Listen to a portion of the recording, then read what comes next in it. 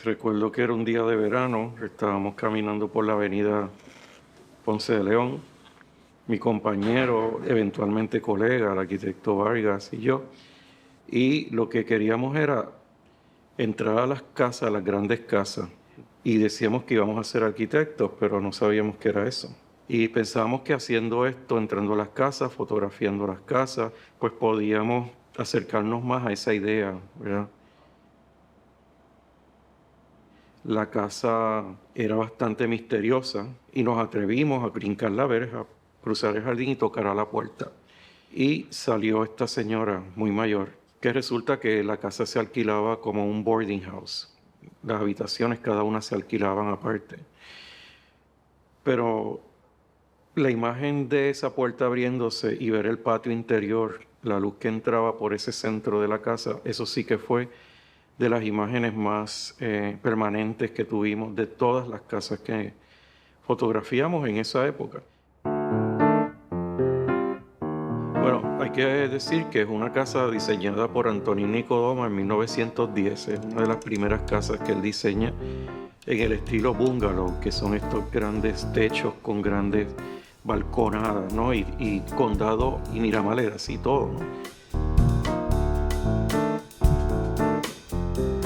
Tiene un uso de casa de veraneo de la familia Benítez de Vieques.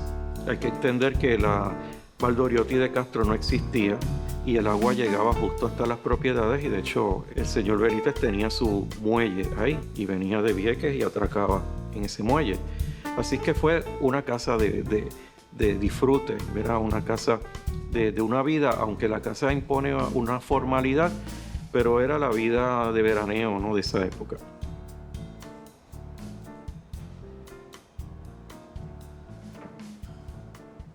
Finalmente sí estudié arquitectura y sí mi amigo de escuela y de todo estudió arquitectura también, y lo fui a visitar a él de almuerzo, y en el ascensor, en el elevador, bajaba este señor con un juego de planos, un rollo de planos, y preguntamos. Y nos dice que él había adquirido esta casona en Miramar para albergar su agencia de publicidad.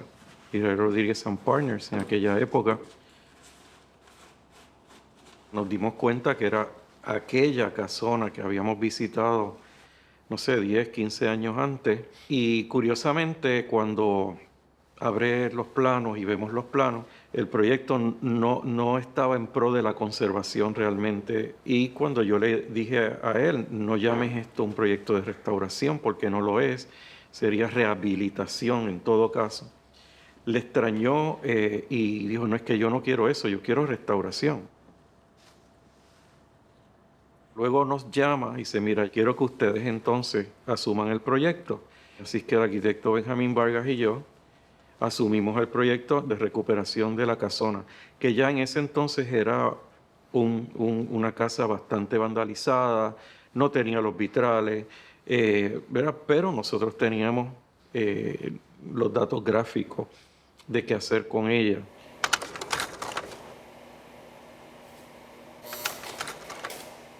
La agencia de publicidad, esto es antes de la época digital, eran agencias que necesitaban mucho espacio y la casona, como estaba tal y cual, no lo ofrecía.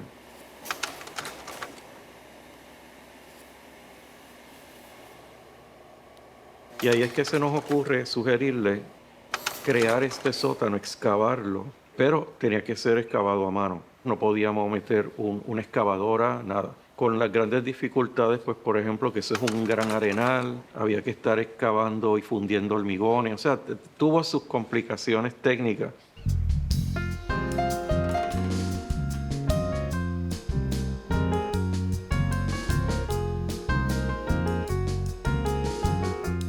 Pero yo creo que aquí hay que mencionar la gran fe que tenía el cliente nuestro, Israel Rodríguez, y su equipo de trabajo en el proyecto y en nosotros. Tendríamos 20 y pico de años, o sea, habíamos acabado justo la carrera, y entonces este loco yo decir de excavar esto y vamos a ver, y me decía, pero no se va a caer la casa, y yo, pues yo no sé si se va a caer, no, pero si no lo hacemos se pierde la casa, y si lo hacemos y se cae se pierde la casa. Eran unos riesgos calculados, pero eran riesgos y que no sabíamos cuánto iba a costar.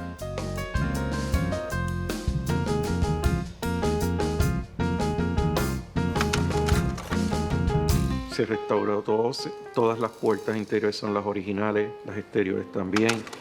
Esos plafones son los originales, o sea, se mantuvo más de un 80% de lo que encontramos en ese entonces, excepto vitrales que no los tenían, los cuales se diseñaron y se rediseñaron basados en las fotos nuestras que habíamos hecho hacía 15 o 20 años antes.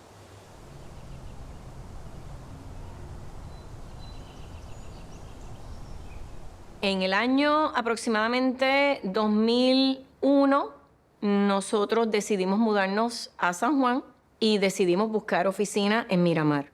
Y nuestra empresa siempre se ha llamado Casa Grande. Entonces, nos fuimos a un edificio y siempre nos sentíamos como que un edificio de oficinas, como que no nos quedaba bien, no nos sentíamos cómodos. Y en una ocasión, caminando por la Ponce de León, nos cruzamos con la dueña, al frente del portón de la Casa Benítez, nos cruzamos con la dueña. La viuda de Israel Rodríguez, Flora, ella estaba buscando quién le comprara la casa. Y no nos tomó mucho tiempo decirle inmediatamente, queremos comprarte la propiedad. Pero una de las cosas que más le pareció bien a ella era que sabía que nosotros no íbamos a llegar a destruir la casa, sino a mejorarla, a cuidarla.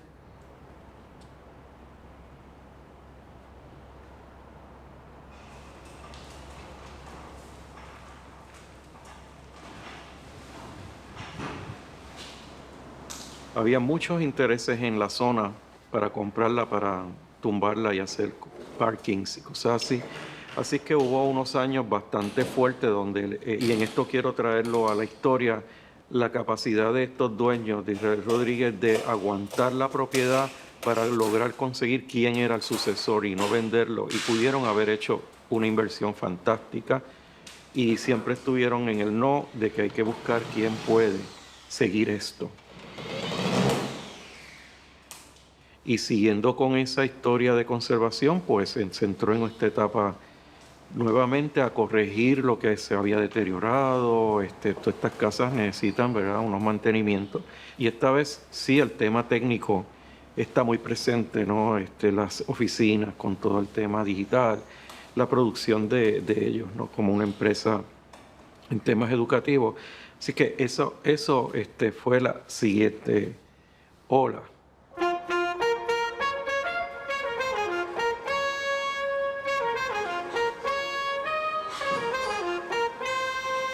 Mucha gente podría decir que hemos sido románticos de involucrarnos con una propiedad como esta, con una casa como esta.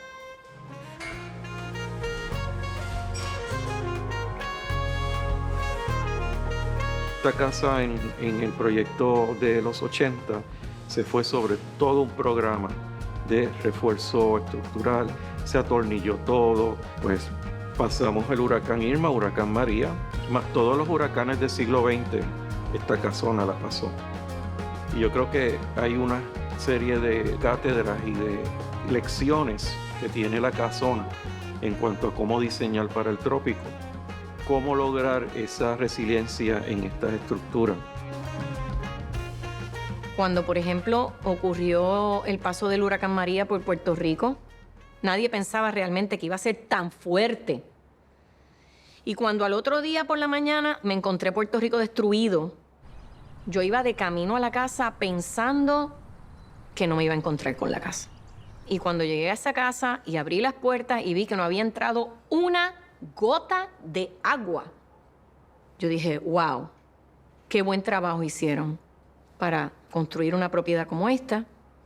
Y pues con más razón tenemos que cuidarla y protegerla para los próximos 200 años.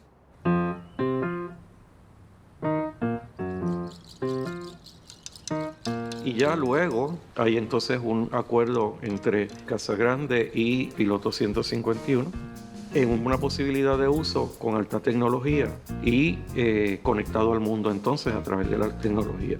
Yo había pasado por esa casa muchísimas veces y tal vez como muchos de nosotros que transitamos por Miramar, me pregunté de quién será esta casa, quién la vive.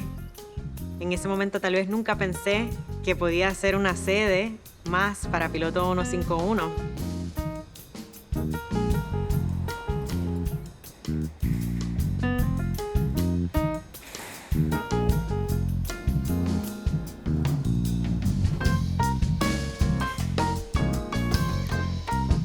Yo pienso que muchas veces las ubicaciones nos escogen a nosotros.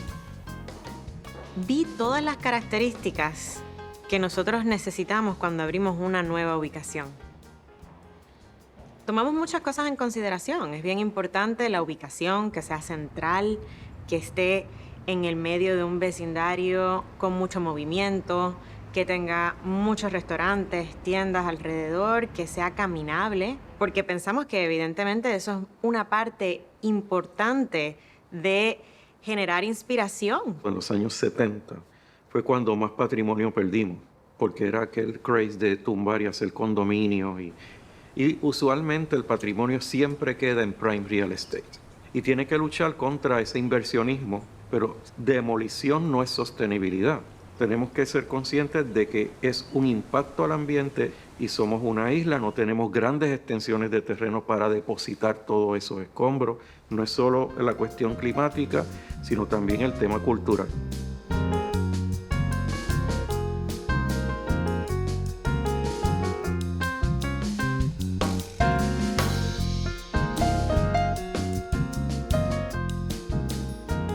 Así que el patrimonio, el rescate patrimonial o la conservación del patrimonio es una alternativa sostenible para el país.